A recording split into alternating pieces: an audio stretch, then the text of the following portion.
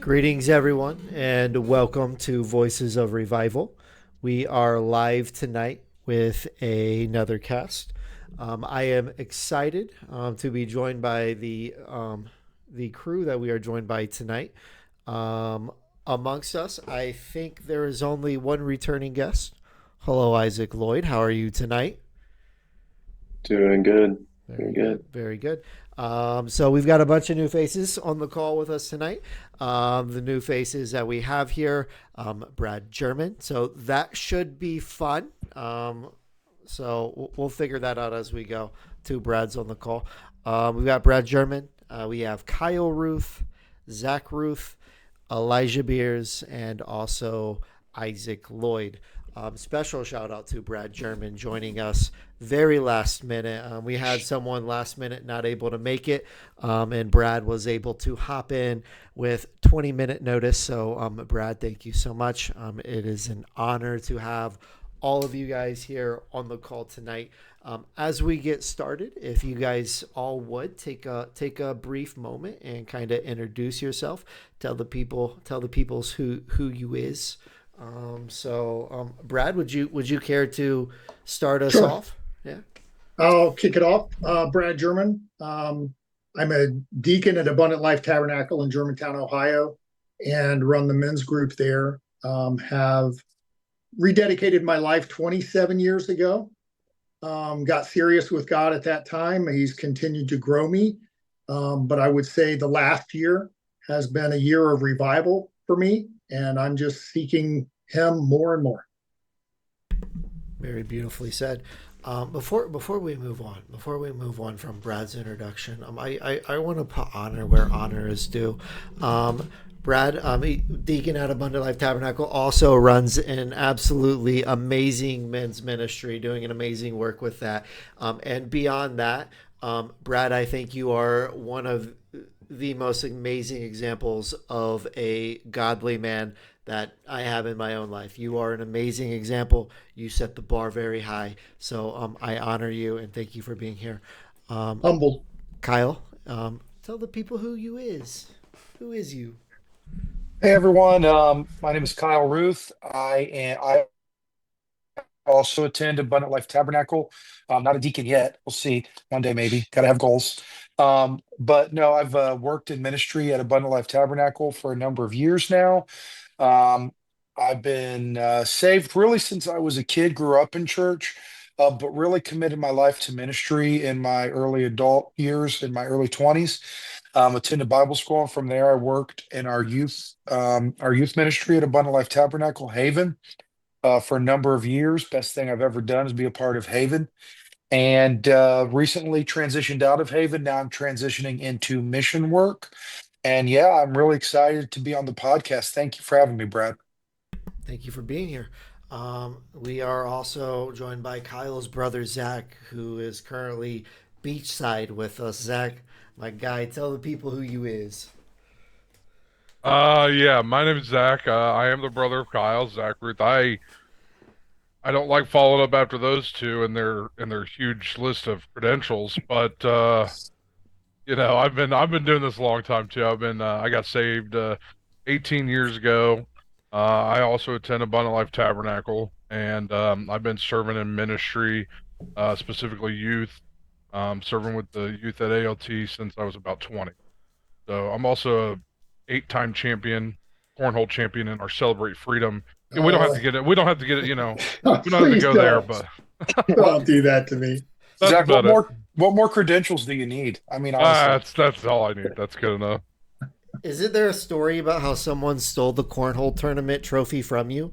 Don't you have a story about that? I tried all kinds of. They've tried scheming and planning. It never works. I gotcha. I gotcha. Elijah Beers, thank you for being here. If you would, just take a moment, and just tell the people who you is. Yeah, absolutely. Like you said, my name's Elijah Beers. Uh, I go to Community Family Church. I've grown up there, been there pretty much my whole life. Um, yeah, and so I help out with the young adults. I'm a young adult leader there, and any opportunity I get, I preach. I'm very passionate about missions work, so I do that almost every year when I get the chance. And like Brad Jerman said, this past year has just been a really big year of revival for me. The Lord's just been blessing and been taking care of me, and it's been cool to see. So I'm definitely honored to be here, and thank you for the opportunity, Brad. Thank you for being here. Last but not least, Isaac Lloyd. Welcome back. Tell the people who you is. Yeah, Isaac Lloyd. I don't have a title or a position at a church, but I am a minister of the gospel and just recently moved to Toledo, currently working on a master's right now. And yeah, excited to be here tonight. If I waited for a title or a position, I would like I literally do nothing for God. I got nothing. Titles and positions like they don't mean a thing. Like God doesn't wait for like a title or a position. I mean, like God just wants your yes. So, Isaac, you are a man that has given Yeah. God your yes, as all of you all are. I honor and thank all of you guys for being here.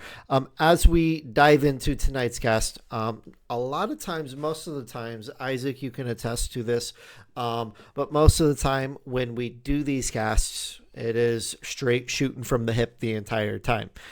We usually go in with no topic and just let things go where they go. We let things flow. As we approach tonight's cast, we have a topic as we begin this endeavor. Tonight's cast is a part of a series of forecasts where we are exclusively just talking about the Sermon on the Mount. I say exclusively talking about the Sermon on the Mount. It's kind of just a starting point, right? So we are going to begin tonight's discussion talking about the Sermon on the Mount, and we will let things flow from there where they would. The Sermon on the Mount, in my opinion, I think a lot of people would confess this, right? Like the Sermon on the Mount, like it's like Jesus's Mona Lisa, probably like Jesus's like masterpiece sermon. 3 chapters, Matthew 5, 6, 7.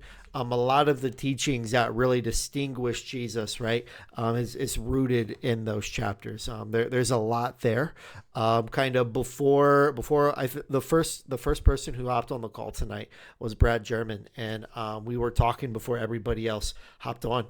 And as we were talking, kind of like talking about the Sermon on the Mount, we talked about how there's so much content there, like there's a lot that he says, and this conversation could go a lot of different ways.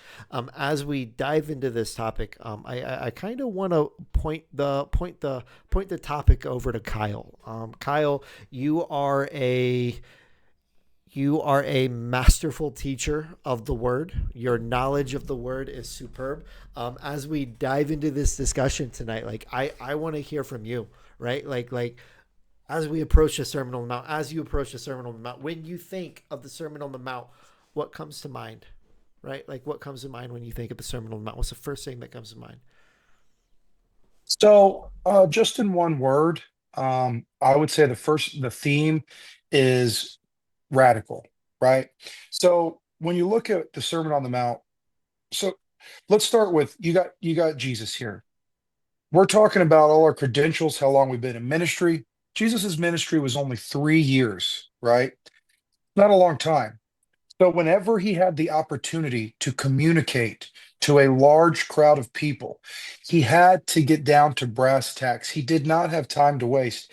And what he does with the Sermon on the Mount is to lay out the philosophy of how a Christian should value what the Christian value system should be.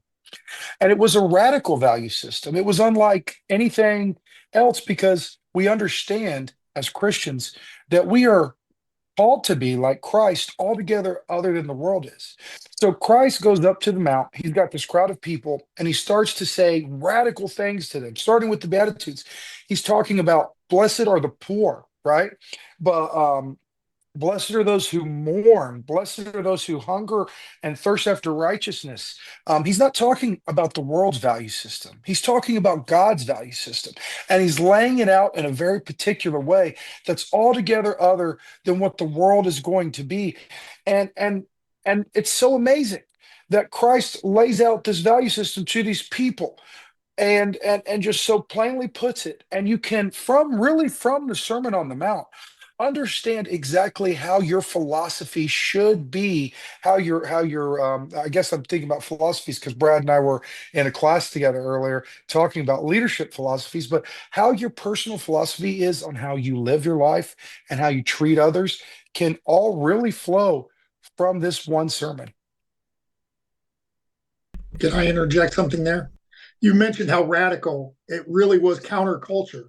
They were honoring people with wealth and power, the Beatitudes specifically. It was so radical. He's talking about the meek and the persecuted, the poor in spirit, when wealth and power were kind of seen as signs that you had God's favor, right? Looking at the Pharisees and the people of power in Jerusalem and in all of Israel. So he comes in and shakes it up right from the get-go of that sermon. I love that counterculture. That's exactly right. He said the Christian culture is going to be the opposite of the world's culture. Yeah. Christian values are going to be the opposite of the world's values. And he sums, speaking specifically of the Beatitudes, Brad, he sums that up and he says, rejoice and be glad, for your reward in heaven is great. You are not going to value what's on this earth, not the wealth, not the fame, not the glory, not any of it. You're going to value what's in heaven because the reward there is great. Yeah. So Go on, Zach. yeah. So like for anybody who's going to listen or is listening, like to back up a bit, the Sermon on the Mount is it's one of 5 major collections of the teachings of Jesus inside of the book of Matthew. And Matthew orders, a lot of scholars believe Matthew orders these teachings in that specific order to parallel the 5 books of Moses, Genesis through Deuteronomy. And the reason for that is because Matthew is basically telling them that Jesus is the new Moses, right? And you see Moses goes up on Mount Sinai to receive the 10 Commandments and to talk about the law. Jesus basically goes to this mountain, his mountain at that time, and does the same thing, but this time he's proclaiming his law or his commandments, or that he is the law, the fulfillment of the law, right?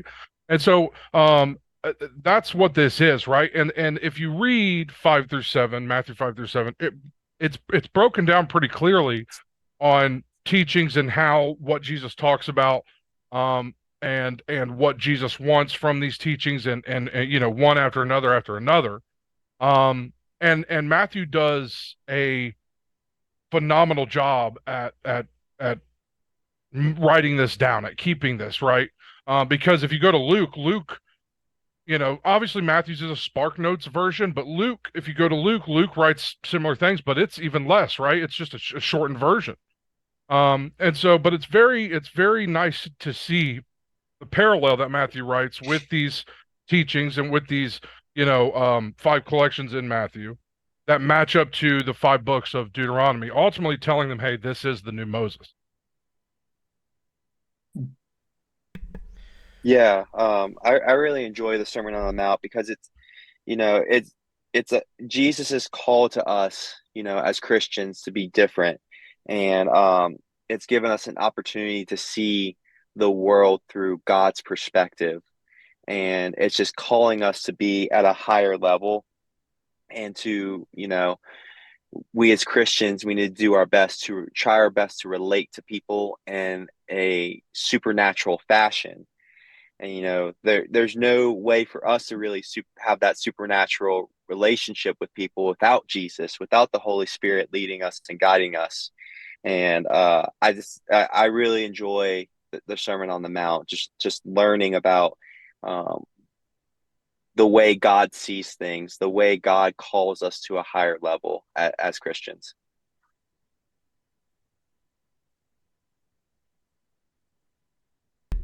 You know, Elijah, you said that it is Jesus's call for us to be different.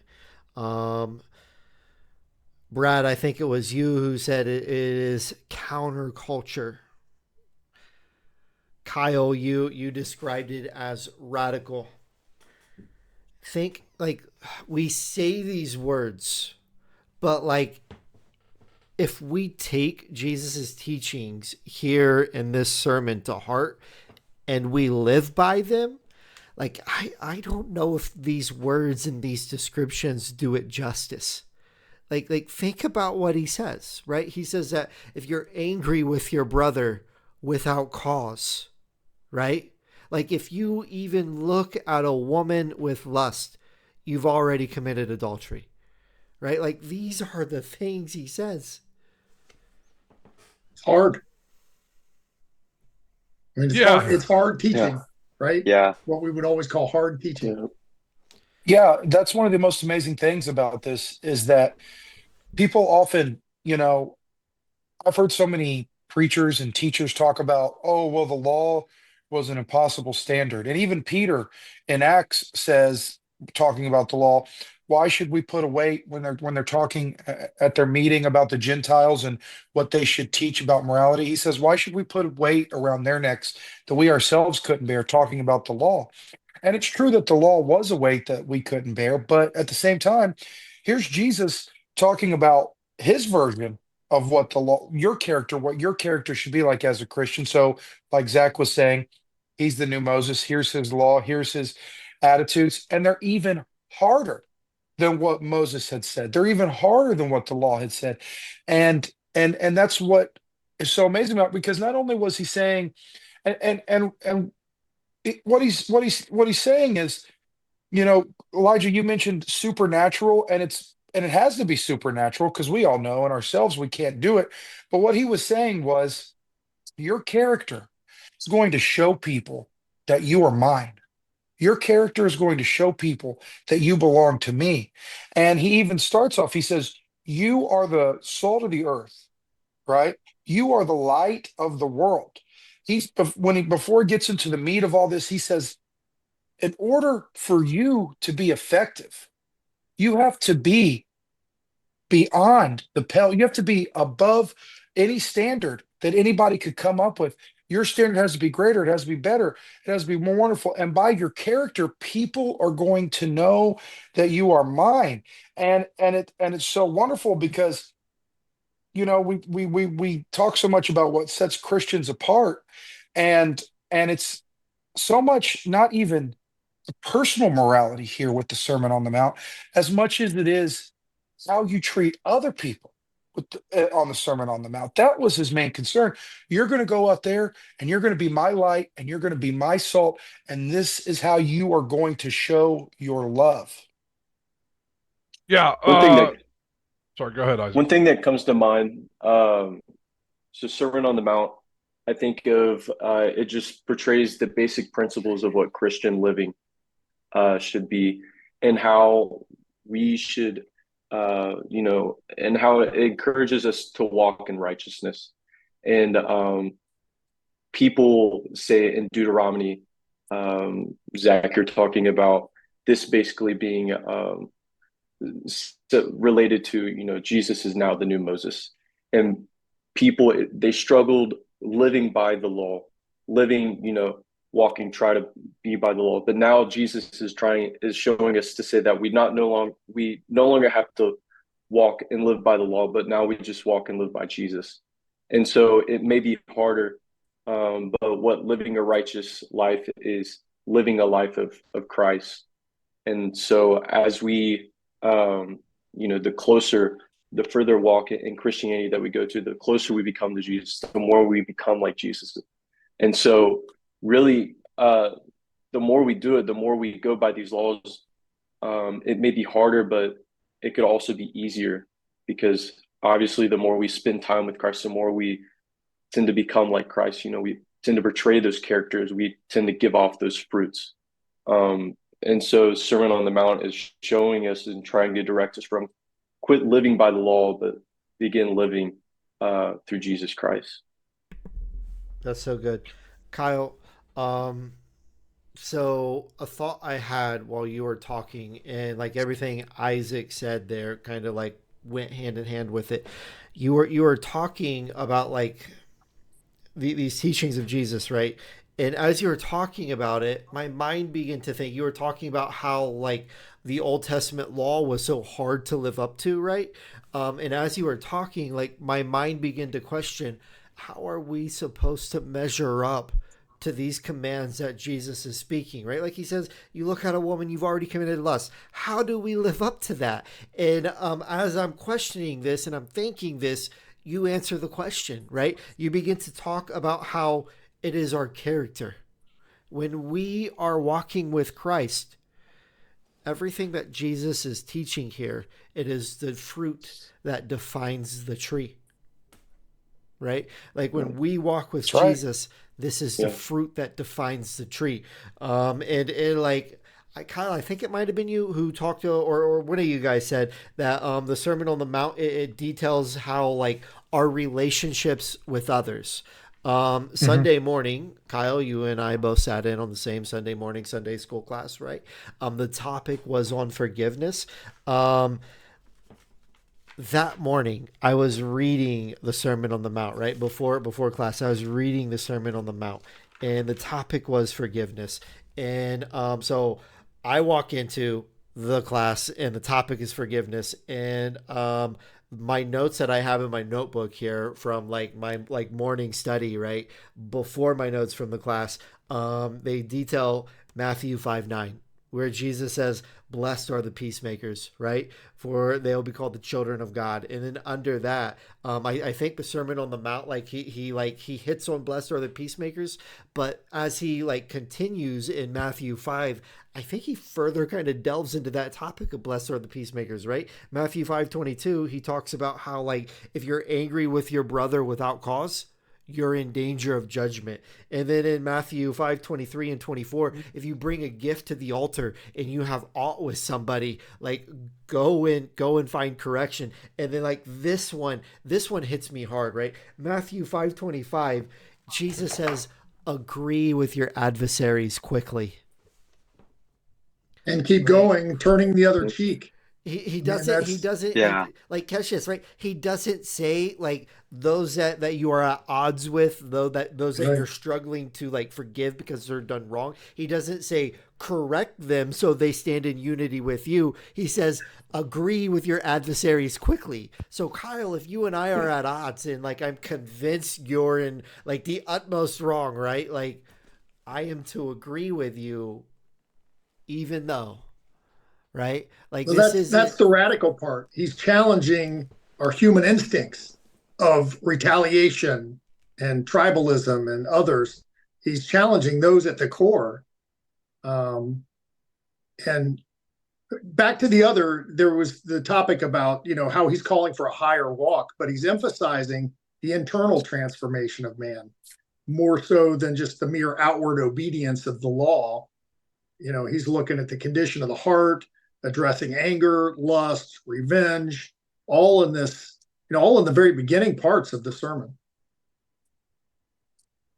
Yeah, what's so amazing about this, and Brad, you said he was you know, talking about he was laying out rules that go against human nature, and that's absolutely 100% true. But even more so than that, and we forget this because we live in a modern time where our values are so already influenced by Christianity. But in the ancient world during this time, it was laughable to say that you should forgive your enemy. It was Mm-hmm. laughable to say that you should not seek recompense when you've been wronged. If you go look and you look at the heroes in Greek myths, and all these cultures had different values, of course, but if you look at any of their heroes were killing their enemies. Their heroes were, if they were wronged, they were coming back and they were destroying. They were coming back with vengeance. They were coming back with anger. If you look at the values, any of those values, they go completely altogether other. So when we say you shouldn't hate, well, everybody says, well, of course you shouldn't hate. It's bad to hate. Like even normal people say, but that was such a radical thing because it was good to hate. It was good. You had honor in the ancient world if you got vengeance, if you did things, if you won out.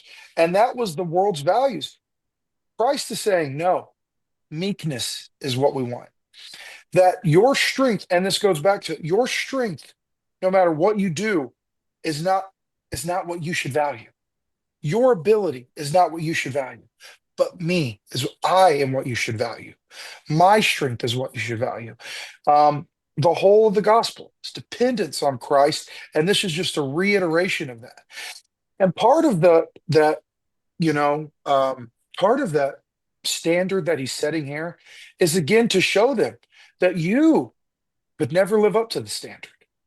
We don't have the ability to live up to the standard. And he's saying to them, not only is this the standard, but I am the way for you to have the standard. Question, Kyle. I love the beatitude that blessed are the meek, for they shall inherit the earth. Um, how would you define meekness? What is meekness? How would you define that? I think it's a word we throw out, and it kind of goes in a lot of people's ear, like in one ear and out the other, because like, what does it even mean, right? Like, what is meekness, Kyle? So I mean, meekness, and this, and that's probably, I'll be honest with you, Brad, the beatitude I focus in on the most because I'm not a meek person, Yeah, right? By nature, I'm not a meek person, but meekness to me means that you are willing to listen. You are a person who remains calm. You're a person who keeps your emotions in check. Your emotion, you're a person who looks to exalt others before you exalt yourself. Meekness is, and meekness, people get this confused. Meekness doesn't mean you're weak, right? People who are meek are often people who have self-control, right? Yeah, it's usually the opposite. Yeah, it's the opposite. But meekness, but that's what it means to me here. Meekness means I want you to not be the person who is necessarily first. And then that's what he says here. That's another thing. Just says, "First shall be last, and last shall be first." But not to exalt yourself, but to exalt others. To think of others first. To think of how you can build a team. How you can look for others. How you can focus on other strengths and not you. that's cool. That's good. That's good. So this probably isn't the most spiritual thing. Zach, Kyle, I think you guys will like this. You're big movie buffs. You want to know what a great example of meekness is? Sure, Captain hit me with it. America. Captain America not picking up Mjolnir until he had to. Right? Yeah, Right? I That's can a get on good board that's with a that. that's a that's a good example of meekness. What do you think about that, There's Zach? That's also It was a bit of desperation, I think. a there's also a definition of meekness that is submissiveness. So if the submissiveness is to God and to the principles that Jesus taught us, then that could really upend, meek shall inherit the earth because the meek are the ones who are submissive to God and follow him. Yeah. I think that's a great point, Brad. And it goes back to what I was saying about the dependence, right? Mm-hmm. Um, what often people say meekness is like a lamb, right? A lamb is an example of meekness, right? My friend Matt Wilson, I think he's been on the podcast before, Brad. He's got some sheep, he's got lamb on that farm that he owns. He likes to talk about it. If ever you watch the live cast or in person on Sundays at ALT, you're going to hear about the farm, right? And I went with him to Michigan um, a a few weeks ago because he was actually picking up some more sheep, right? And so we had to get these sheep and we had to by hand pick them up and hold them and take them to his trailer. Okay. And what's so funny is a, a lamb will run from you. It will try to get away from you. But the moment you have it in your arms, it relaxes completely. right? And so that goes back to what you're saying, Brad, that submission to God, that when we get into his arms, we can trust that there is safety there. We can trust that there is truth there. We can trust that there is life there, and that we don't have to worry because now we're being carried. Yeah. So, you know what's good about all this is, and I find it kind of fascinating and fun at the same time, is that um Jesus kind of like he puts the odds in our favor, right? Like even though like we talk about meekness, but Jesus almost, especially on like right, we're talking on the Sermon on the Mount, he almost forces meekness on us. Because what happens is Jesus arrives on this mountain, and he's talking about all these teachings, and he does what Jesus does, which is all of Jesus' teachings are the same thing throughout all of the course of the New Testament, which is he basically says, "Hey, you got to do this. You got to be perfect. This has to happen. You got to do this." And all these things are absolutely impossible to achieve. But why does he say that? It's because we need to understand basically what he's saying, and it's the whole gospel is that we need God, and that is Jesus, right? And so he almost forces the meekness on us already, like he's pushing it there, right? You can't do it. You've never been able to, you never will. You need me. You have to have me. I'm the answer here, right? And so Yeah. it's why he says all these teachings, right? It's like you need to be perfect like my Father is in heaven. Imagine what these people were thinking, right? Like that's impossible. Right, it is. That's the whole point here. That's Jesus's teachings throughout the whole New Testament. Is that what I'm about to tell you is impossible. So what that means is you need me, right? It's almost forced there, almost saying, "Hey, you might as well not even try if you don't if you think you got a chance. If you think this is up to you, your performance and what you're going to do, you might as well stop now." And I kind of like that, right? Because that's who Jesus is. He puts the odds in our favor. He gives it to us straight, and he's like, "Hey," and he just like he did them on the mount. "Hey, you got to do this, you got to do that, you got to do that, and you're not going to do any of it. I will." I kind of like it. When uh when looking up the definition via ChatGPT, so I get a little bit more of an explanation. Uh-huh. One thing that stood out to me is this last sentence. It says, "This virtue is often associated with being teachable, compassionate." And then what stood out to me is in showing restraint, even when one has the power to act otherwise. That's good. And so that's interesting to me, because I mean we've all been saying the Beatitudes, all this stuff is nearly impossible. Um, One thing that I like is I take that on as okay, then that's a challenge that Jesus is bringing to us, and maybe meekness is a practice that we take on in life.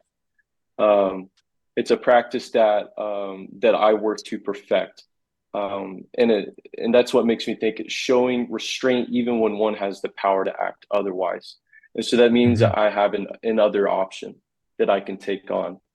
But as I walk in righteousness, as I live by these godly rules, by these rules that Jesus provides for us to have a godly life, I'm going to take on the practice of choosing meekness over my own personal desires, over my own, what may benefit me. I'm going to choose this because I want this person to be blessed. I want, and taking on the mindset of Christ. And so that really stood out to me when I was reading it up. That's so good. Zach, while you were talking, I had a thought, and the thought was a verse, a thing that Jesus said, and like I pull it up, and like I'm reading over like the context surrounding this verse, and everything Isaac just said, hand in hand. So, Zach, you were talking about how like Jesus presents these teachings that are like so unreachable, and it's like, how do we measure up? And like a thought I had, a scripture, right? Like the thought where Jesus says, "Take my yoke upon you, for it is easy." Like it is easy, right? He says, "My yoke is easy." That word yoke there, like we read that, like what?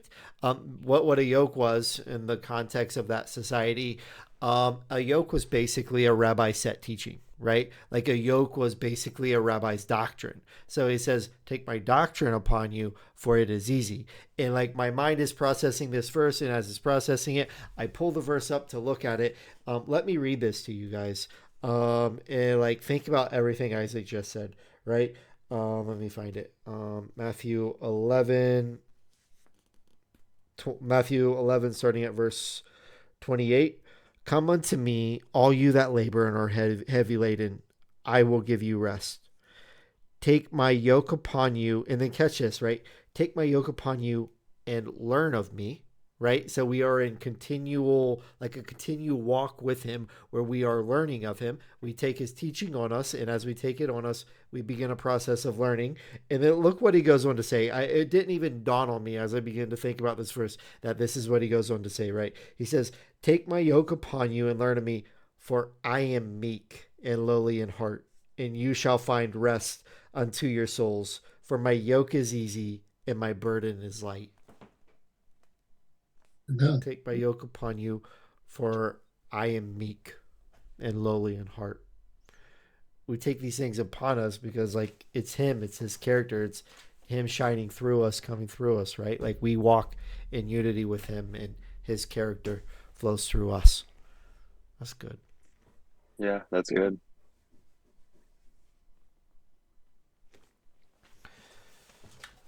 Elijah, what are you thinking about over there?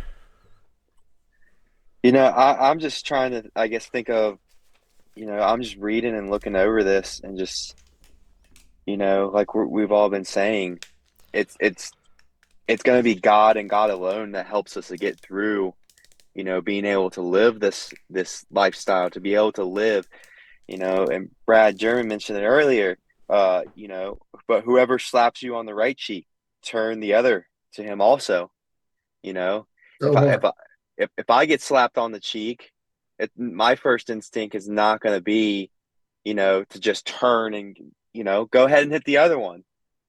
And, being slow to anger, being, trying to, I think it's just important for us as Christians to, you know, have a love for God and a love for people and to just see people where they're at, and we get these teachings of the Sermon on the Mount. We get, the ways of living, and it's like, okay, we read this, now let's go do it. And, it could be a challenge, and that's where, daily bread, daily prayer, daily fasting, or daily seeking God, is important to have. And because, it you're going to run into people where they are evil in your eyes, and you have to look at them and say, but that's still a person. That's someone who needs Jesus. And so it's like we as Christians have that opportunity to pour out into them, through conversations, through developing relationships with them. And yeah, that's kind of just been what's going through my mind right now, is that, just looking more into just thinking about the Sermon on the Mount more. He gives us that challenge. He gives us what we need to do as Christians. And it's like, what are we doing about it? Yeah, What are we doing about it? So, you know, it's good. are we doing good or are we not doing good? Yeah. Right? You hit on, right. You kind of hit on and led with how Jesus talks about like someone like smacks you, right, like turn the other cheek. And you kind of express like the response of the flesh, right? Like someone hits us, like our flesh, like we want to strike back, right? um Right. our flesh is wired in this way, that is completely like against the way of Jesus, right? Like when we're done wrong, our flesh seeks to defend itself. When we are done wrong, like we are wired to defend ourselves. Like there's a beautiful truth when we walk with Jesus, when we walk with God, right? We don't have to defend ourselves.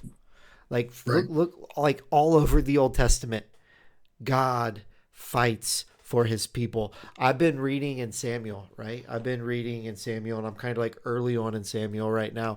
And the way that like God defends in like the early parts of Samuel, it like my mind is blown, right? Like so kind of like bit of context, right? So in the book of Samuel, one of the early stories is like the story of Ichabod, right, where the ark is taken and like the ark is no longer there with them and the ark is elsewhere. And wherever the ark goes, the power of God is defending the ark, right? Like they take it into Dagon's temple and like Dagon falls on his face. They set him up. Dagon falls again on his face and they begin like parading the ark through these cities. And as they bring the ark into these cities, the people are like, no, get it away. We don't want that here, right? Because like God defends what is his. The children of Israel did not have to show up in the temple of Dagon for the ark to be defended, right? In like manner, when we are done wrong, our flesh doesn't need to show up to defend us. Just as the presence of God defended the ark in Dagon's temple, he'll defend us when we are done wrong. It's a bit of side quest, but the power of the ark killing the man for touching it inappropriately, but then it going to Obed-Edom's home and blessing his entire home for the time that it was there. Obed-Edom's home expanded greatly with blessing because it was in the presence of God. So, yeah, that's good. Good stuff, though, guys. Yeah, that's good. So, towards the end of the Sermon on the Mount, he also warns about the narrow gate. I mean, Jesus, and I've used this with when I go speaking to outdoorsmen, I talk about the path and a friend, true story, that got lost thinking he was on the right path. And I used the fact that there's a narrow gate through Jesus, but there's a broad road, which I spent a lot of time on. I got the long testimony version, but in the sermon, he's just marking the fact that the narrow gate leads to life, the broad road leads to destruction. And he also warns about the false prophets that may come in sheep's clothing, but are inwardly ravenous wolves. So it's important for each of us and your listeners to rightly divide the word themselves, to be in their Bible and learn what God is all about and what Jesus was all about, and not just take what you've heard on the Sunday and believe that that's absolutely the truth, because you need to weigh the truth against. And I'm thankful for being in a full gospel Bible believing church. And that's why I'm there. I believe it cover to cover, including the cover. It has my name on it. Yeah, I think that's such a good point about the narrow gate remark that Jesus makes here, Brad. And when you think about it, it's also a reflection of John chapter 14, when Jesus said, "I am the way, the truth, and the life. No man can come unto the Father but by me." Right. You know, we live in a day and age, hitting all the buzzwords there, a day and age where people really think that your truth is whatever you think it is. If you think it's right for you, it's right. And if you think it's wrong for you, it's wrong. And no one has any right to tell anybody else what's right or what's wrong. And what Jesus is saying here is there are so many ways to miss out on the gospel, to miss out on this life, to miss out on what God has for you. There's so many ways, and there's one way to access it. And that's why it's so important that we remember what he says, because that human nature, like we've been saying this entire podcast, goes again immediately. We constantly think I don't, maybe you guys don't, but I constantly think I've been accused, and here's another secular reference. I've been accused previously in my life of being a George Costanza type, meaning that I take offense at everything. I can find the offense in a compliment, right? Just today, I'm in traffic and I'm at a stop sign, and it's my turn to go, and a lady blows through a stop sign, and you know, she didn't hit me, but I was mad for like 20 minutes at this injustice that it was my turn to go. And this lady had the audacity. And then when I beeped at her, she yelled at me. Okay. And I'm like, you know, Lord, how can I bear this yoke? How can I be so, I am obviously an oppressed man, based on, and that's how we think, right? We Didn't want to turn the humans, other cheek. No. I did not want to turn the Yeah. other cheek. I No. wanted to turn right into her. I wanted to turn the car into Right. her, but that's how we do as people. We are constantly the victim. We are constantly affronted. We are constantly insulted. We are constantly wrong. But Jesus said, no, here is how justice really is. Justice doesn't work the way you think it works. It doesn't work um, in the way that you want it to work. It doesn't work on your behalf and everybody else is wrong. No, justice works like this. And we have to remember that. It's so important for Christians to remember that because it's so easy, I think, for Christians just to love the culture of being a Christian. You start going to your church and you like all the people at your church. So you continue to go and you're having a good time. And that's what you've always done. And you're connected to the community. And we start to forget exactly what it is that we are and what we are supposed to be. So these moments of Jesus's teaching, when he's saying, this is what you are, you're not a church, you're not a culture, you're not a group, even though we are all those things, you are the character that I have laid out for you. And it's so important to remember that because it's so easy to miss out on it. That's good. So two of the Beatitudes, right? That like basically hit on what you're saying, right?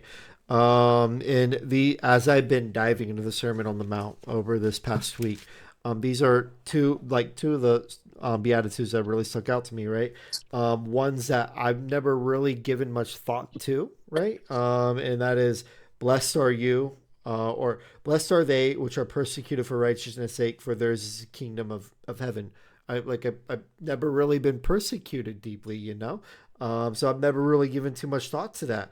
And then he goes on, blessed are you when men shall revile you and persecute you and say all manners of evil against you for my name's sake. Rejoice and be exceedingly glad, for great is your reward in heaven. For so persecuted they the prophets which were before you. Like, I've never really been greatly persecuted, so like I've never really spent too much time thinking about that. But like a thought that I've had as I've been looking at those two Beatitudes, right? Like, he doesn't say, like Jesus doesn't say, blessed are you when you follow me. Men will love you and they will come behind you and champion you and celebrate you, right? He says, blessed are you when the opposite happens. When we follow him, the opposite is going to happen. We don't have the promise that we are going to be loved and accepted and honored and like these great things. But when we walk his path, it will be a path where it goes against the tension of everything. Going back to like the beginning of the cast, right? Kyle, you said it was radical. Brad, you said it was counterculture. Elijah, I think it was you who said that Jesus calls us to be different, right? And like we walk in that different way, there's going to be resistance. As we encounter that resistance, he is with us. Blessed are we when we encounter this resistance. He is with us. The fruit is on the tree. Amen. Yeah. Amen. Zach, what are you over there thinking? Well, I had some internet issues, but I'm Yeah. back now. Yeah. We've been at this for almost an hour, so we're getting close to wrapping up. Zach, we need a story before we wrap up. I need a story. Give us a story. What you got? This is going to be the most spiritual thing. This is going to be the most spiritual thing of the entire call. Zach, tell us about when you turn the other cheek. Tell us about when somebody smacked you. Oh, And then you got let a them story smack on the that? other cheek. I don't think they knew what they were doing. No, I don't actually. There's so many stories I could tell. I need to end up writing a book or something about it. But I I told this story, and this isn't, this is just bear with me here. I told this story in Haven a couple weeks ago, but about a month or two ago, I was driving down Far Hills, which is an area by where I live, and I was on my way home from work, and there was this black SUV in front of me, and it was probably 100 feet in front of me, 150 feet, something like that. And, I'm just cruising along, obviously bumping to some serious Jesus music. And next thing I know, somebody in the back driver door opens the door, and it was like some sort of like Black Ops moment. They stuck their hand out, and rolled a jar of peanut butter at my car. It was like it was a flashbang. And I ran over the jar of peanut butter and exploded all over my car. I couldn't believe it. Someone flashbanged me with peanut butter. It's God's honest truth. That's great. I don't know what happened. Holy Zach. The world. Blessed are those who've been persecuted. Praise God, Zach. Praise That is God. persecution right there. Yes, Been sir. through a lot. That's great. That's great. Gentlemen, thank you so much for being on the call here tonight. I bless each of you. I honor each of you. Thank you for being here. Those who hung out with us live tonight, thank you so much. Those watching via replay, thank you. We bless you and honor you. Peace.